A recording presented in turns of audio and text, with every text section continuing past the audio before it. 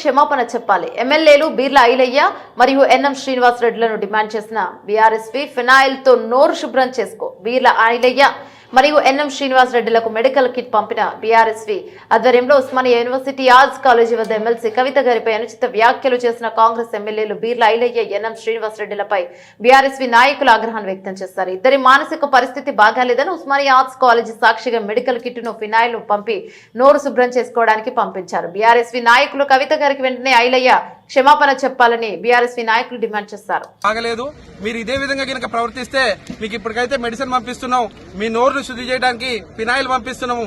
ఇక కూడా మీరు మారకపోతే మా సొంత ఖర్చులతోటి చందాలేసి మిమ్మల్ని ఎర్రగడ్డ హాస్పిటల్కి తీసుకుపోయి జాయిన్ చేయడానికి కూడా మేము వెనకాడము. మీరు మీ నాయకుడు గతంలో ఓటుకు నోటు కేసులో దొంగకున్నటువంటి నాయకులు మీరు నికార్సైనటువంటి నాయకుల్ని మహిళలనే గౌరవం లేకుండా మాట్లాడితే మాత్రం ఉస్మానియా యూనివర్సిటీ విద్యార్థి నాయకులుగా సహించే పరిస్థితి లేదు. ఇప్పటికైనా నీ భాష మార్చుకోరి. మీరు చేసిన గతంలో దందాలు మీకున్నటువంటి అన్ని కూడా మా నోటీసులో ఉన్నాయి. మహిళలనే గౌరవం లేకుండా మీరు పిచ్చి పిచ్చిగా ప్రవర్తిస్తే మాత్రం సహించే పరిస్థితి ఉండదని కూడా హెచ్చరిస్తున్నాం.